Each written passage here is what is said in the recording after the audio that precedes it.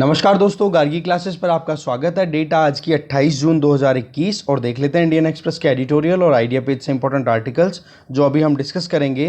First article जो हम discuss करेंगे that is in the grey. Pakistan को फाइनेंशियल एक्शन टास्क फोर्स की ग्रे लिस्ट में मेंटेन रखा गया है, उससे रिलेटेड आर्टिकल है, देखेंगे।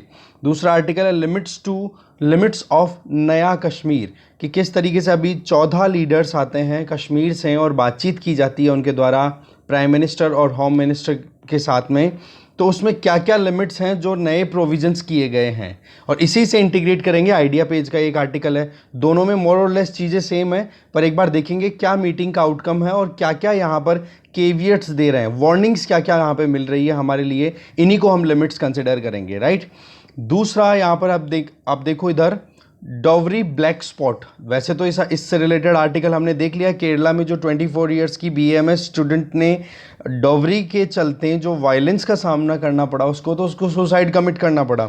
तो केरला में एक तो डेवलपमेंटल स्टेटस देखो, दूसरी तरफ ये जो सोसाइटी में जेंडर बेस्ड इश्यूज हैं उनको लेकर के यहाँ पर एडिटर के ओपिनियन है। तो कुछ ना कुछ तो चीज़ें रिपीट होंगी, पर एक बार रिवीजन मात्र के पॉइंट ऑफ व्यू से देंगे, कुछ 2-4 पॉइंट और नए मिलेंगे यहाँ से, ठीक है। तो ये आर्टिकल भी डिस्कस कर लेंगे, ये आर्टिकल हम डिस्कस नहीं करेंगे। इसके अलावा आइडिया पेज पर ये कश्मीर वाला मुद्दा है ही, the Vajpayee and Manmohan touch, इसको भी देखेंगे उसी कश्मीर वाले मुद्दे से लिमिट्स वाले आर्टिकल के साथ में कनेक्ट करके। और दूसरा आर्टिकल यहाँ पर है द इम्पोर्टेंस ऑफ पीवी का मतलब हो गया पीवी नरसिम्हा राव जी। बेसिकली उनका 28 जून को मतलब आज 100वां जन्मदिन है, तो उसके तौर पे संजय बारू जी ने ये आर्टिकल लिखा है।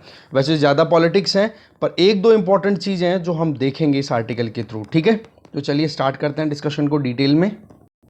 देखो, कल की न्यूज़ थी कि पाकिस्तान को फाइनेंशियल एक्शन टास्क फोर्स की जो ग्रे लिस्ट है उसमें मेंटेन रखा गया है, और यही चीज़ कहीं ना कहीं सिग्नल कर रही है कि पाकिस्तान अभी भी टेरर फाइनेंसिंग को कम करने में सक्सेसफुल नहीं है। देखो, फाइनेंशियल एक्शन टास्क फोर्स जो कि इंटरनेशनली टेरर फाइनेंसिंग और मनी लॉन्ड्रिंग इन दोनों को रोकने का काम करता है।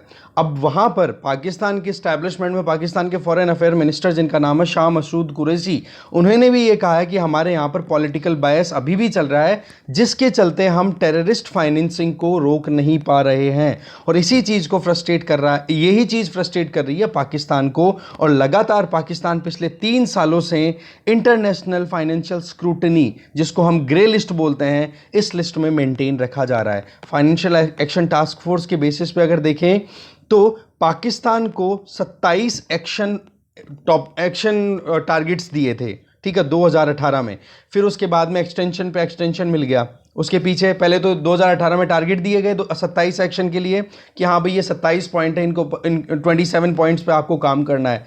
और पाकिस्तान ने फिर एक्सटेंशन लिया 2019 तक। फिर 2019 के बाद में आपको पता ही है कोविड कंटिन्यू चल रहा है, तो ऐसे में एक्सटेंशन पे एक्सटेंशन पाकिस्तान को मिलते चले जा रहे हैं। तो डर एक पाकिस्तान के ऊपर क्या लटका हुआ है कि कहीं ब्लैक लिस्ट में ना डाल दें। ब्लैक लिस्ट का मतलब हो गया कि इंटरनेशनली फाइनेंशियल एक्सेसिबिलिटी पाकिस्तान की नियर अबाउट जीरो हो जाएगी, केवल एक चाइना है वो थोड़ा बच जाता है।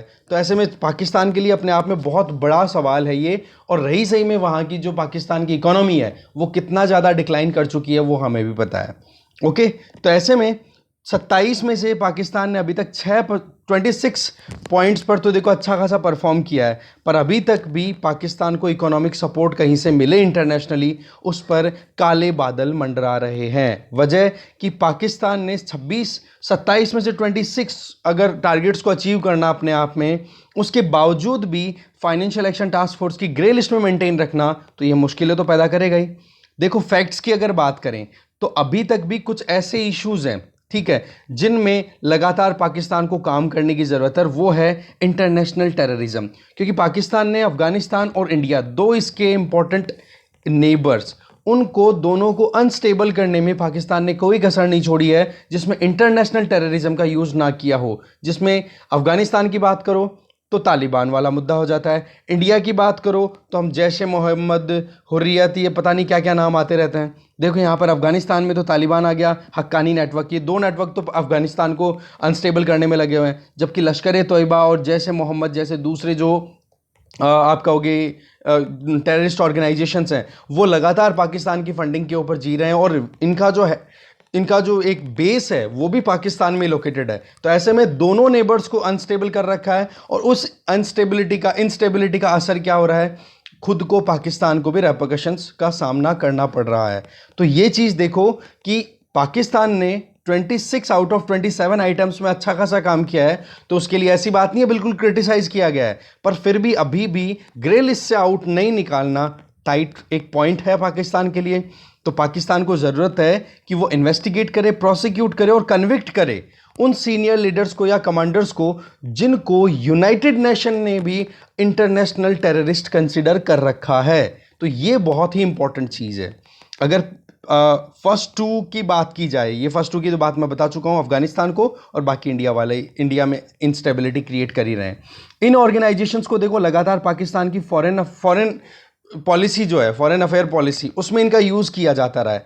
पर पिछले 4 दशकों में जो कुछ भी पाकिस्तान का हाल हुआ है उसके पीछे पाकिस्तान खुद जिम्मेदार है, जिसमें टेररिस्ट का जो यूज़ करना, टेररिस्ट एक्टिविटीज़ को प्रमोट करना खुद की सॉइल से, ये एक बहुत बड़ा मुद्दा रहा है।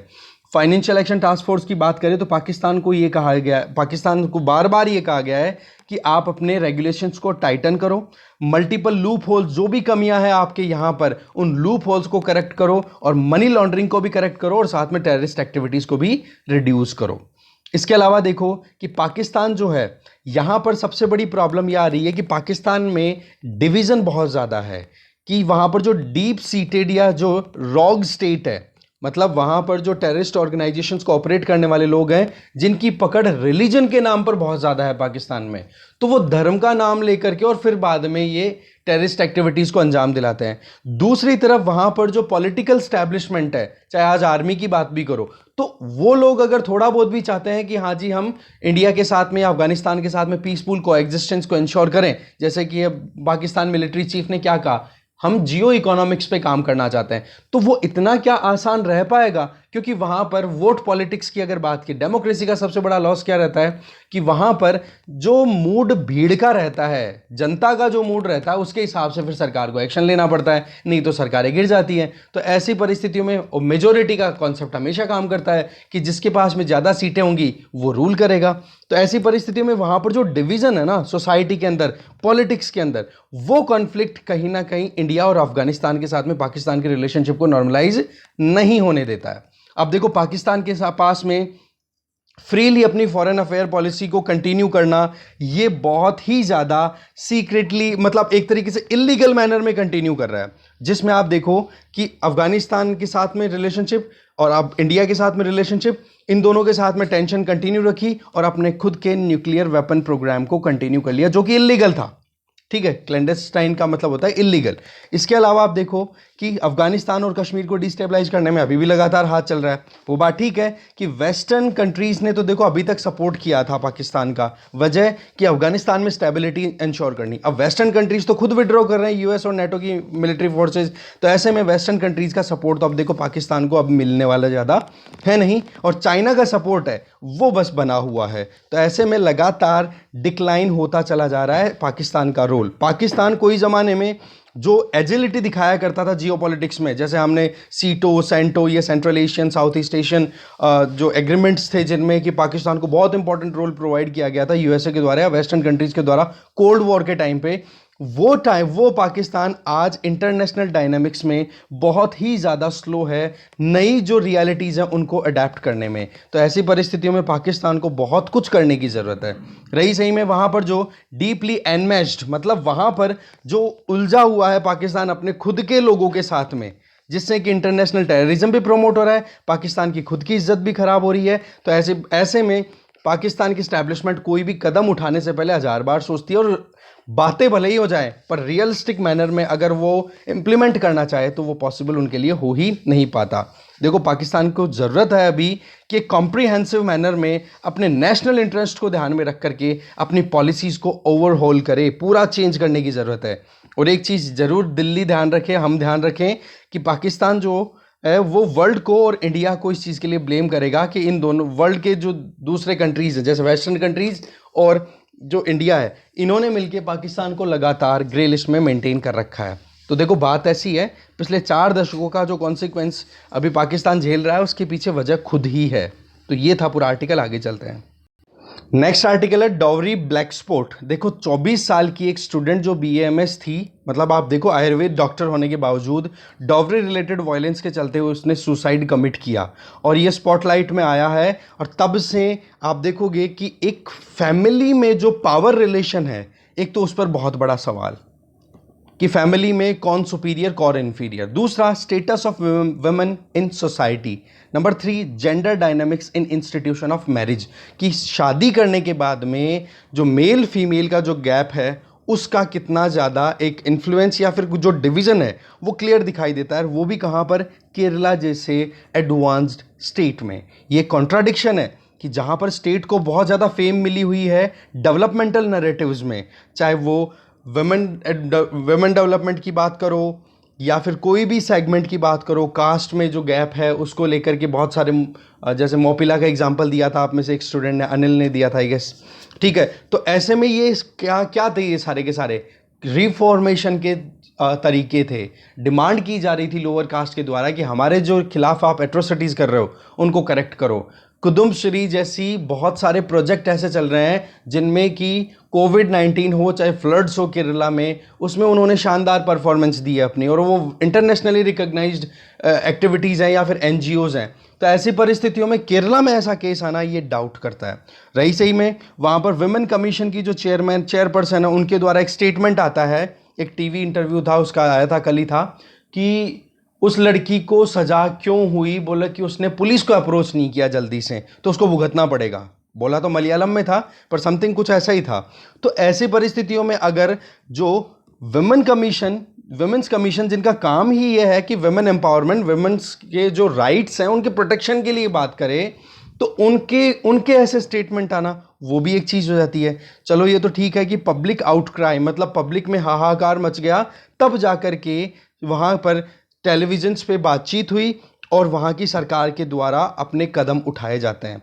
अब देखो पुलिस ने वैसे तो उसके हस्बैंड को अरेस्ट कर लिया है, ठीक है, और डॉवरी रिलेटेड वायलेंस वहाँ पर केरला में ऑलरेडी एक एक्ट है, यहाँ पर देखो आप, the Kerala dowry prevention act of 1961।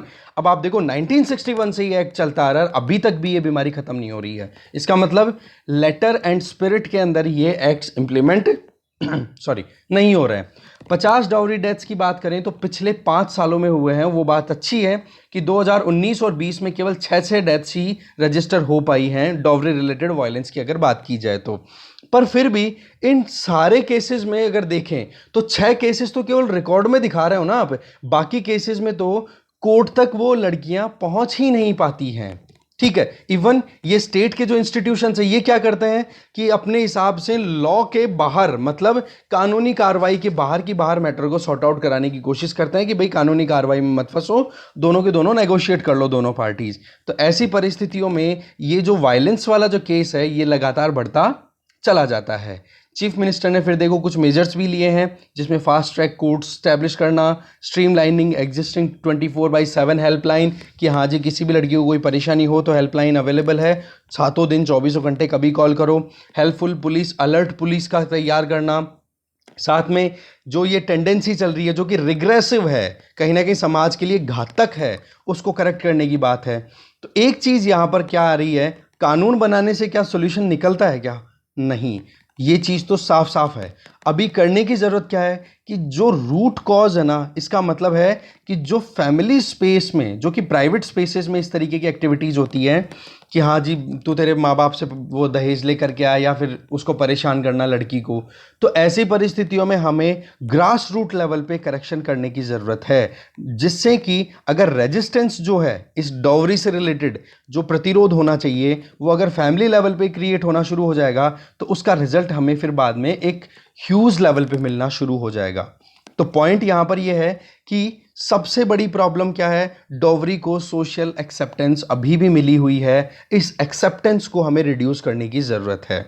क्या पॉलिटिक्स और इकोनॉमिक्स ही कुछ काम कर सकती है? इसके अलावा और भी सेगमेंट है, तो सोसाइटी की बात आ गई।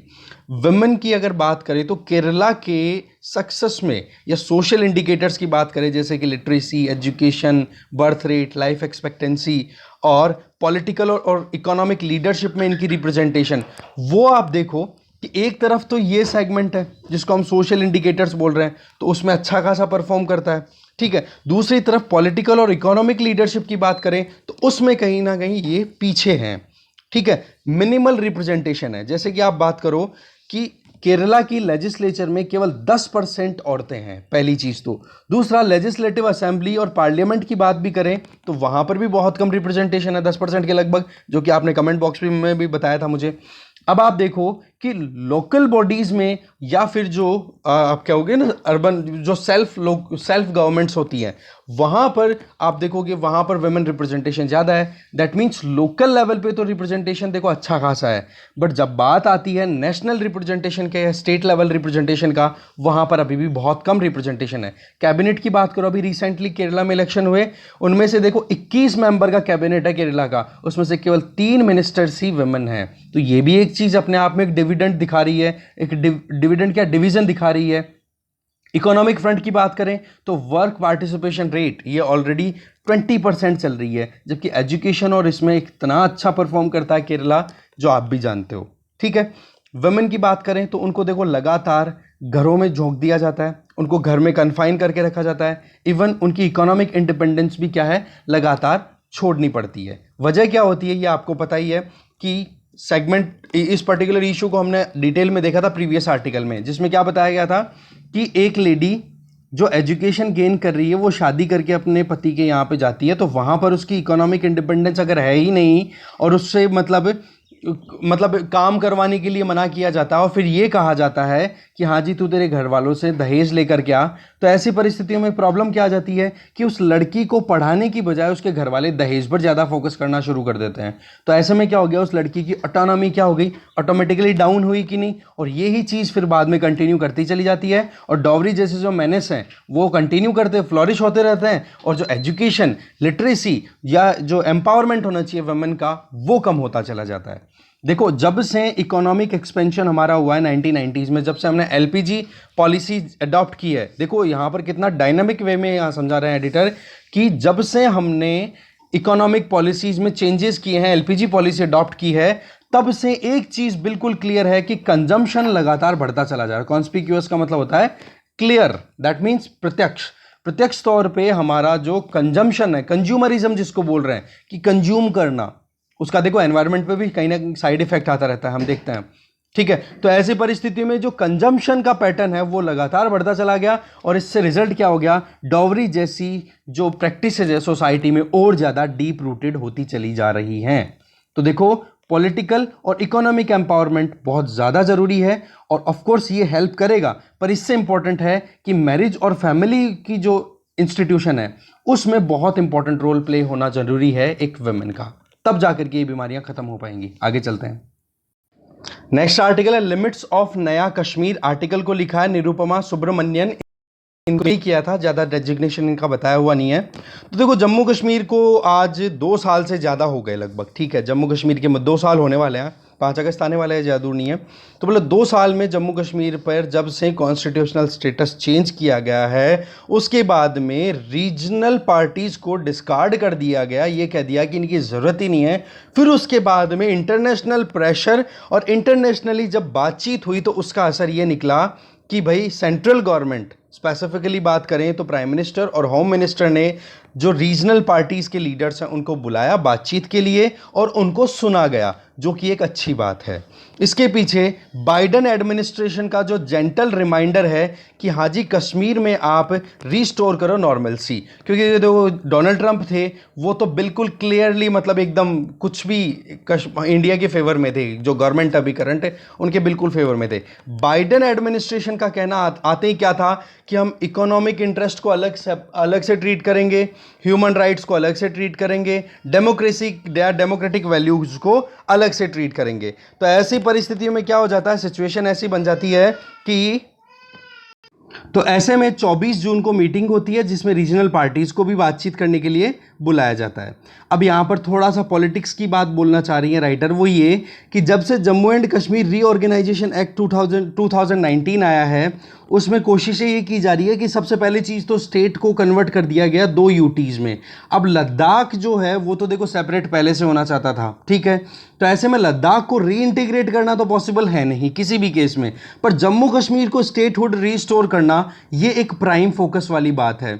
आर्टिकल 370 को रीस्टोर करना एक लंबी बात रहेगी, इस पर तो देखो जो पॉलिटिकल लीडर्स हैं उन्होंने भी एक्सेप्ट किया है कि इस सरकार से तो हम एक्सपेक्ट नहीं कर सकते कि आर्टिकल 370 रीस्टोर होगा। पर हाँ, इसके लिए कल एक न्यूज़ आई थी जिसमें जम्मू कश्मीर के फॉर्मर डिप्टी चीफ मिनिस्टर ने यह कहा कि आर्टिकल 371 में, जिसमें नॉर्थ ईस्टर्न स्टेट जैसे कि नागालैंड हो गया, जो अरुणाचल प्रदेश है, इन स्टेट्स को आपने स्पेशल स्टेटस जो दे रखा है, कुछ ऑटोनॉमी दे रखी है, कुछ स्पेशल प्रोविजन दे रखे हैं, बोला ऐसे ही प्रोविजन कश्मीर, जम्मू एंड कश्मीर को भी आप प्रोवाइड कर दो। तो देखो एक जो डिक्लेरेशन निकला, डिक्लेरेशन तो क्या कहेंगे, मतलब सरकार की तरफ से, सेंट्रल गवर्नमेंट की तरफ से जो एक आउटकम बताया गया वो ये कि सबसे पहले डिलिमिटेशन होगा, कि मतलब कॉन्स्टिट्यूएंसीज का फिक्सिंग हो जाएगी कि हाँ जी इस पर्टिकुलर एरिया को हम इस कॉन्स्टिट्यूएंसी या इस पर्टिकुलर नाम से जानेंगे, फिर उसके बाद में वहां से इलेक्शन होकर के कैंडिडेट आएगा। फिर उसके बाद डिलिमिटेशन हो गया, फिर बोला इलेक्शन कराए जाएंगे। अब डिलिमिटेशन और इलेक्शन ये किस में हो रहे हैं, अभी तक स्टेटहुड रिस्टोर नहीं की गई है, दैट मीन्स यूटी के फॉर्म में ही यहां पर डिलिमिटेशन एंड ये जो असेंबली इलेक्शन है दोनों करवाए जा रहे हैं। तो ये चीज़ बहुत बड़ी कंटेंशियस हो सकती है, वजह कि स्टेटहुड रीस्टोर करना एक बहुत बड़ी डिमांड रही है। चाहे पाकिस्तान के साथ में भी अगर रिलेशनशिप की बात करें तो पाकिस्तान भी क्या बात बोल रहा है, इमरान खान का कल परसों का स्टेटमेंट था जिसमें ये कहा था कि स्टेटहुड रीस्टोर कराना हमारी प्राइम चीज़ है, क्योंकि पाकिस्तान में सरकारें बनती बिगड़ती हैं कश्मीर के चलते। तो ऐसे में अभी चलो सीज फायर तो चल रहा है पाकिस्तान के साथ में, क्योंकि इस मुद्दे पर हमने प्रीवियसली बहुत आर्टिकल्स डिस्कस किए हैं, पर आज जो आर्टिकल हैं दोनों, उन आर्टिकल्स में प्रोविजन क्या है कि बातचीत क्या हुई, आउटकम क्या है और क्या क्या यहां पर डाउट्स हैं, ठीक है। तो ये यूटी के फॉर्म में ही यहां पर जम्मू कश्मीर को रख करके डिलिमिटेशन होना और वहां पर इलेक्शन होना, फिर उसके बाद में अप्रोप्रिएट टाइम आ जाएगा तब बोले स्टेटहुड रिस्टोर कर दिया जाएगा। ये बात कही हमारे होम मिनिस्टर अमित शाह जी ने। अब सवाल ये आ जाता है कि एक तो अप्रोप्रिएट एक वेग टर्म है कि कब आप रीस्टोर करोगे, दूसरा यूटी के फॉर्म में आप इलेक्शन कराओगे, तो ऐसे में तो फाइनेंशियल ऑटोनॉमी तो वहां पर जो पॉलिटिकल पार्टीज पार्टिसिपेट करेंगी तो उनको कोई रहेगी नहीं, क्योंकि यूटी में ज़्यादातर पावर किसके हाथ में है, लेफ्टिनेंट गवर्नर। और लेफ्टिनेंट गवर्नर कौन है जी, ये रिप्रेजेंटेटिव है सेंट्रल गवर्नमेंट के। तो सेंट्रल गवर्नमेंट जहां पर पैसा जिस तरीके से खर्च करना चाहेगी वहां पर ही लेफ्टिनेंट गवर्नर काम करेंगे। तो ऐसे में क्या इतना फाइनेंशियल ऑटोनॉमी, पॉलिटिकल ऑटोनॉमी वो एक्सरसाइज कर पाएंगे जो रीजनल पार्टीज हैं। रही सही में आपको पता ही है कि अभी जो डिस्ट्रिक्ट डेवलपमेंट काउंसिल्स के मीटिंग वो इलेक्शन हुए थे, तो उस टाइम पर एक गुपकर करके एक ग्रुप निकल के आया था जिसमें 6 रीजनल पार्टी साथ में आई और उनकी डिमांड थी कि 5 अगस्त 2019 के पहले जो स्टेटस था जम्मू एंड कश्मीर का हम उसको रिस्टोर करवाएंगे। पर राइटर यहां पर एक सवाल और उठा रही है कि आप डिलिमिटेशन की बात कर रहे हो, तो उसमें अभी कोशिशें ये की जा रही है कि जम्मू और कश्मीर दोनों की जो सीटें हैं डिवीजन में वो बोले इक्वल हो जाए। अगर पहले देखें ना 2019 से पहले, तो देखो जम्मू को तो 37 सीटें थी, कश्मीर की बात करो 46 सीटें थी, 4 लद्दाख के पास सीटें थी और 20 सिंबॉलिकली रिजर्व सीटें थी जो कि पाकिस्तान ऑक्यूपाइड कश्मीर से मानी जाती थी। तो ऐसे में कश्मीर के पास में 46 और इधर जम्मू के पास में 37। तो ये जो डिवीजन है, इस डिवीजन को बोले डाइल्यूट करना चाह रही है सेंट्रल गवर्नमेंट, और इसमें कोशिशें ये हैं कि जम्मू और कश्मीर दोनों के बीच में इक्वल वहां पर वोटिंग हो जाए। अब इक्वल अगर वोटिंग होती है, इक्वल सीट्स अगर वहां पे होती है, तो जम्मू में जो रूलिंग होगी उसका इन्फ्लुएंस सीधा का सीधा जम्मू एंड कश्मीर में रूलिंग पे आएगा कि नहीं, क्योंकि 50% सीटें हैं वहां पे। तो ऐसे में बोले चांसेस ये बन जाते हैं कि सेंट्रल गवर्नमेंट जो चाहेगी उस तरीके की वहां पर सरकार बन जाए। अब देखो नुकसान वाली बात यह है कि रीजनल पार्टीज के पास में एक तरफ कुआं तो दूसरी तरफ खाई है। वजह, अगर ये इलेक्शंस में पार्टिसिपेट करते हैं तब तो ये जो सरकार बोल रही है अभी कि यूटी के रहते हैं डिलिमिटेशन हो फिर इलेक्शन हो, तो ऐसे में इनके पास में फाइनेंशियल और पॉलिटिकल ऑटोनॉमी नहीं रहेगी। पर दूसरी तरफ आप देखो कि अगर ये इलेक्शंस में पार्टिसिपेट नहीं करेंगे तो इनको नुकसान उठाना पड़ेगा, क्योंकि पंचायत इलेक्शन जब हुए थे कश्मीर में तो उस टाइम पर इनको सीटों में बहुत ज़्यादा नुकसान हुआ था, रिप्रेजेंटेशन में बहुत नुकसान हुआ था। तो दोनों चीज़ों में बहुत ही सोच समझ के रीजनल पार्टीज को आगे बढ़ना पड़ेगा। तो नया कश्मीर जो बोला गया था अगस्त 2019 में, उसके बाद में देखो इसको यू टर्न तो देखो कंसिडर करना एकदम गलत बात हो जाएगी, कि हाँ सरकार पहले ये बोल रही थी कि हम इन रीजनल पार्टीज को बिल्कुल ही डिस्कस नहीं करेंगे, बात ही नहीं है, इनको रखो बाहर ही, जरूरत ही नहीं है इनकी, पर आज उनको बुला करके बातचीत की जा रही है। तो क्या ये यू टर्न है? जी बिल्कुल भी यू टर्न नहीं है, ये एक नया कैरेक्टर है जिसमें कोशिशें ये की जा रही है कि रीजनल पार्टीज को तो साथ में लेकर के चलना पड़ेगा, क्योंकि एक तो इंटरनेशनल प्रेशर, क्योंकि इंटरनेशनली भी देखो सवाल तो उठाए जा रहे हैं कश्मीर के इस क्वेश्चन पे।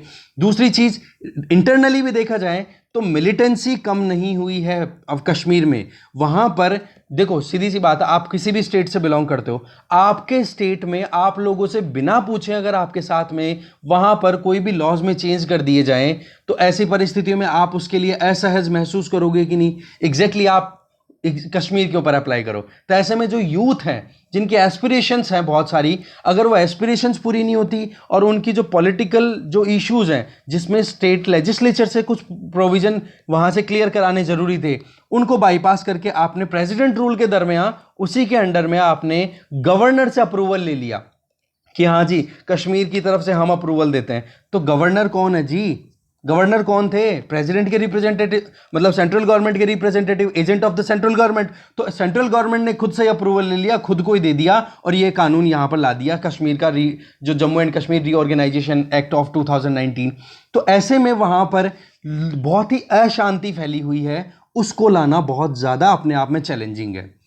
दूसरी बात करें अफगानिस्तान में, अब आप देख रहे हो अब बहुत ज़्यादा टर्मोइल चल रहा है, बहुत ज़्यादा अशांति चल रही है, एक तरफ तालिबान तो दूसरी तरफ वहाँ की जो इलेक्टेड गवर्नमेंट है अशरफ गनी की, उनके बीच में। तो अब इनके चक्कर में भी कश्मीर में प्रॉब्लम। दूसरा, पाकिस्तान की बात करें तो पाकिस्तान भी कहीं ना कहीं हॉस्टाइल बना हुआ है। तो ये दोनों परिस्थितियों से निकलने के लिए हमें कश्मीर में इंटरनल एक स्टेबिलिटी लाना जरूरी है, नहीं तो आपको पता ही है एक तरफ पाकिस्तान, दूसरी तरफ चाइना और तीसरी तरफ ये नक्सलवाद हो गया, नॉर्थ ईस्ट में इंसर्जेंसी हो गई, या कश्मीर वाला मुद्दा हो गया, टेररिस्ट एक्टिविटीज हो गई, ये हो जाता हाफ।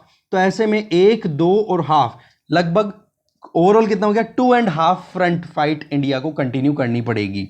तो ये यू टर्न जो है ना, इसके पीछे बहुत सारे मुद्दे हैं, ठीक है, जिसमें काबुल वाला मुद्दा आ गया, पाकिस्तान वाला मुद्दा हो गया, चाइना वाला, LAC वाला हम देख ही चुके हैं कि चाइना लगातार अपनी तरफ से प्रेशर क्रिएट कर रहा है। तो ऐसे में पाकिस्तान के साथ में अगर हम हमारी एंगेजमेंट कर रहे हैं, जैसे कि LOC के अक्रॉस सीज फायर ऑब्जर्वेंस में चल रहा है अभी, तो ऐसी परिस्थितियों में हम जल्दबाजी नहीं कर सकते, कोई भी गलती हमारे से नहीं होनी चाहिए।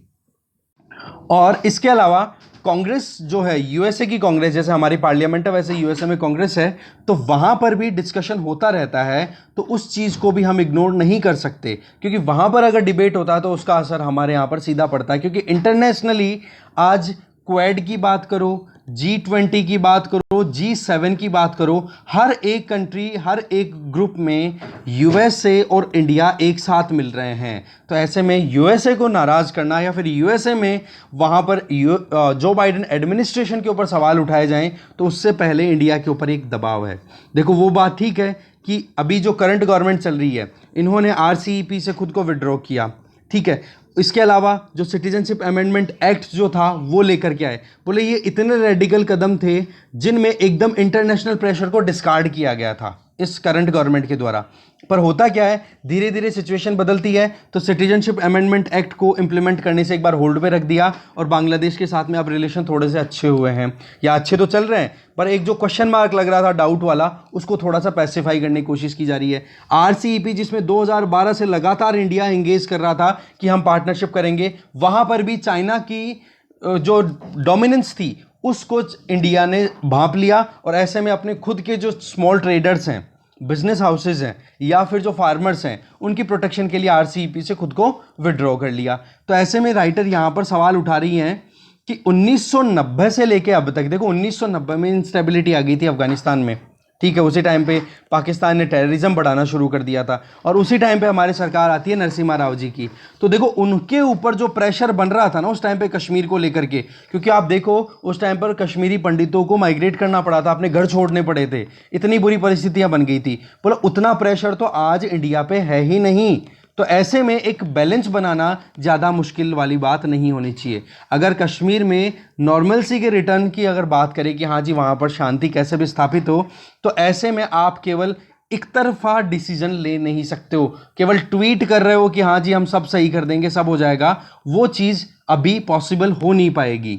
करने की ज़रूरत क्या है, वो ये कि डिलिमिटेशन कर रहे हो, बहुत बढ़िया। तो आगे वाला जो आर्टिकल है ना, उसमें सजेशन दिए जा रहे हैं कि आप पहले स्टेटहुड दो, फिर उसके बाद में इलेक्शंस कराओ, डिलिमिटेशन कराओ, फिर उसके बाद में इलेक्शंस कराओ, तब जाकर के बोला वहाँ के लोगों के अंदर थोड़ी सी शांति आएगी, या जो स्टैब्लिशमेंट है सेंट्रल गवर्नमेंट का, उसके ऊपर थोड़ी सी फेद आने लगेगी। नहीं तो वहाँ पर जो अभी मिसट्रस्ट का माहौल बना हुआ है सेंट्रल गवर्नमेंट को लेकर के, वो वाला बहुत नुकसानदायक हो सकती है।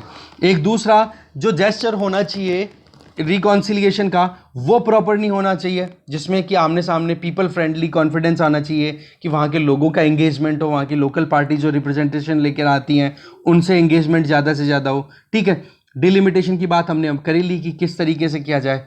तो election, statehood followed by delimitation, ठीक है, इस तरीके से ये सीक्वेंस बता रही हैं कि पहले इलेक्शन कराओ, स्टेटहुड दो, और फिर उसके बाद मतलब एक सीक्वेंस ऐसा होना चाहिए। अभी तो क्या बोला है, मैंने बता दिया था आपको, delimitation then election then statehood.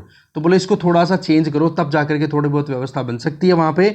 नहीं तो चिंता ऐसी है कि जो हिंदू मुस्लिम डिवाइड है ना, वो देखो बहुत ज़्यादा बढ़ता चला जा रहा है, और वो अब वैली में और कम नहीं होने वाला है। इस तरीके से अगर चलता रहा तो ये वाइडर रेजोनेंस में देखने को मिलेगा।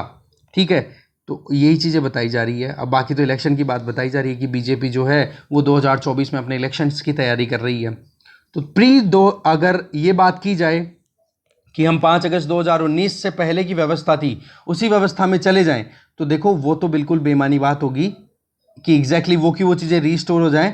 पर हाँ, बहुत सारे ऐसे काम हैं जिन पर काम किए जा सकते हैं, तब जाके काम हो सकता है। बात ये आ गई देखो कि अभी जो एक एक्शन चल रहा है जिसमें हाइब्रिड मिलिट्री और सिविलियन रिजीम चल रहा है, तो ऐसे में मिलिट्री के रूल को डिक्लाइन करने की ज़रूरत है और सिविल रिजीम को और इंक्रीज करने की ज़रूरत है, तब जाकर के वहाँ पर डेमोक्रेटिक मैनर में आप अच्छे से काम कर पाओगे, लोगों को इंटीग्रेट कर पाओगे। ठीक है, आगे चलते हैं। नेक्स्ट आर्टिकल है द वाजपेयी मनमोहन टच। देखो इस आर्टिकल में वही चीज़ें बताई जा रही हैं जो हम प्रीवियस आर्टिकल में डिस्कस कर चुके हैं। आर्टिकल 370 को एब्रोगेट करना अगस्त 2019 को, और अभी मीटिंग की गई है वहाँ पर जम्मू कश्मीर के लीडर्स के साथ में, ये बहुत ही अच्छी बात है। ठीक है, सीज़ फायर अभी पाकिस्तान के साथ में ऑब्जर्वेंस में चल ही रहा है, तो जी अपने आप में बहुत ही सक्सेस की बात कही जा सकती है कि चलो जी शांति तो आई कम से कम एलओसी का क्रॉस। मोदी एडमिनिस्ट्रेशन की बात करें तो जो वैली में पॉलिटिकल लीडर्स हैं उनके साथ में एंगेजमेंट करनी है, और उसके लिए भी एक सेगमेंट तैयार किया जिसमें delimitation then election then statehood restoration, ये बात की गई है। तो ऐसे में देखो पॉलिटिकल लीडर्स जो हैं उसमें मेन थे ये 6 पॉलिटिकल पार्टीज जिनको people's alliance for the Gupkar declaration, जिसको पहले चाहे गुपकर गैंग ही बोल दी गई हो, पर आज एंगेजमेंट की जा रही है, जो कि बहुत ही अच्छी बात है। तो उमर अब्दुल्ला जो कि हमारे कश्मीर के फॉर्मर चीफ मिनिस्टर रह चुके हैं, उन्होंने साफ साफ अपनी तरफ से कहा है कि आर्टिकल 370 को रिस्टोर कराना अभी तो पॉसिबल नहीं है, पर लॉन्ग अगर फाइट की बात करें तो हम लगातार इसको चैलेंज करते रहेंगे कि आर्टिकल 370 को जो आपने स्ट्रक डाउन किया है या एब्रोगेट किया है, या फिर आपने उसको इनफेक्टिव बनाया है, उसको आप करेक्ट करो, चाहे कैसे भी और प्रोविजंस की बात करो, जैसे आर्टिकल 371 का मैंने बात ऑलरेडी बता दी है। अब देखो सवाल ये आ जाता है कि और क्या क्या चैलेंजेस है। चैलेंजेस सबसे बड़ा ये है, ये मैं बता चुका हूं, फाइनेंस का सबसे बड़ा चैलेंज आएगा, जिसमें लेफ्टिनेंट गवर्नर के हाथ में ज्यादा पावर्स हैं अगर यूटी ही कंटिन्यू रहती है तो। ठीक है, तो ऐसे में यूनियन गवर्नमेंट जो चाहेगी वो काम होगा, स्टेट गवर्नमेंट के हाथ में कुछ नहीं बचा, तो ये बहुत बड़ी चिंता की बात है वहां के लोगों के लिए। कश्मीर की बात करें तो देखो 2019 में जब ये आप देखोगे 5 अगस्त 2019 को ये एक्शन लिया गया था कश्मीर को रीऑर्गेनाइज करने का, तब से अब तक लगातार लॉकडाउन में ही है। पहले मिलिट्री लॉकडाउन था कि भाई वहाँ पर कोई ऑब्जेक्शन ना हो, देखे होंगे आपने भी बहुत सारे सिनेरियोज उस टाइम पे, और फिर उसके बाद में कोविड-19 के चलते पेंडेमिक आ गया, तो आप देखो किस तरीके से वहाँ पर इकोनॉमिकली क्राइसिस आ चुके होंगे, और आप वहाँ पर केवल और केवल पॉलिटिकल एस्पिरेशंस को पूरी करते हुए दिख रहे हो यहाँ पर सेंट्रल गवर्नमेंट को, ये बताया जा रहा है राइटर के द्वारा। देखो अगर दिल्ली में इंडियन एडमिनिस्ट्रेशन की बात करें ना, तो यहाँ पर राइटर एक चीज़ बोल रही है, वो ये कि मनी का यूज़ किया गया है कि कैसे भी करके पॉलिटिकल फ्रीडम को ग्रांट करने से अवॉइड किया जाए। यहां पर पॉइंट यह है कि पिछले दो main prime minister Atal Bihari Vajpayee ji और मनमोहन सिंह जी, इन्होंने इस प्रॉब्लम को रिकॉग्नाइज किया कि अगर कश्मीर मुद्दे को हमें शांति से आगे बढ़ाना है तो इसके लिए एक ऑप्शन है मनी, पैसा देना। पैसा ज़्यादा से ज़्यादा देना। तो आर्टिकल 370 में क्या था कि ज़्यादा से ज़्यादा ग्रांट्स देने, ऑटोनॉमी थी, वो अपने हिसाब से खुद के रूल चला रहे थे। तो ऐसे में क्या था कि पिछले एक दशक में, जब से 2003 से लेके 2013 अटल बिहारी वाजपेयी से लेके, और ये इनकी बात करें मनमोहन सिंह जी की जो सरकार रही थी, बोला इस टेन्योर के टाइम पे बहुत हद तक शांति स्थापित रही थी।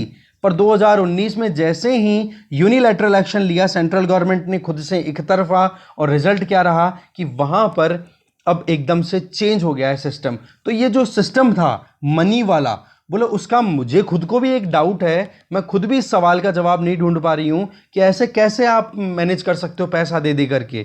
पर रियलिटी ये है कि इस पैसे के चलते वहां पर बोले शांति बहुत रही थी, ये मैंने नोटिस किया। बेसिकली ये राइटर जो है यहां पर देखो, ये राइटर यहाँ पर गवर्नमेंट की अपॉइंटेड इंटरलॉक्यूटर रही हुई है जम्मू एंड कश्मीर में 2010 से 11, मतलब इन्होंने ग्राउंड रियलिटीज को ऑब्जर्व किया है वहां पे। अब जैसे ही ये अगस्त 2019 में स्टेटस को चेंज हुआ है, तो उसका रिजल्ट ये रहा है कि वैली में एलिनिएशन इतना ज़्यादा बढ़ गया है कि अब उसको टर्न करना बहुत मुश्किल है। सिचुएशन ऐसी है, देखो 2019 में कारगिल वॉर हुआ था और उस टाइम पे एनडीए की सेकंड गवर्नमेंट, वो फर्स्ट गवर्नमेंट चल रही थी फुल टेन्योर के लिए, अटल बिहारी वाजपेयी जी थे प्राइम मिनिस्टर। तो उन्होंने 1999 में वहाँ पर पॉलिटिकल इनिशिएटिव लिए, कश्मीर के लोगों से भी बातचीत की। तो पाकिस्तान के जो जनरल परवेज मुशर्रफ उस टाइम पे प्रेसिडेंट हुआ करते थे, उनसे भी एंगेजमेंट रखी। वो बात ठीक है कि सारी समिट्स, ज़्यादातर समिट्स जो थी वो फेल हुई, पर फिर भी अपनी एंगेजमेंट्स को बिल्कुल कम नहीं किया सेंट्रल गवर्नमेंट ने। इससे क्या था कि आपने जो वायलेंस थी उसको आपने रोकने की कोशिश की, और उसका रिजल्ट क्या रहा, कहीं ना कहीं शांति स्थापित रही। देखो एंगेजमेंट होती है ना, आप भी अपने दुश्मन से कभी बातचीत करते रहो तो वो आपके अगेंस्ट में कोई एकदम एक्सट्रीम कदम उठाए बहुत बार सोचेगा।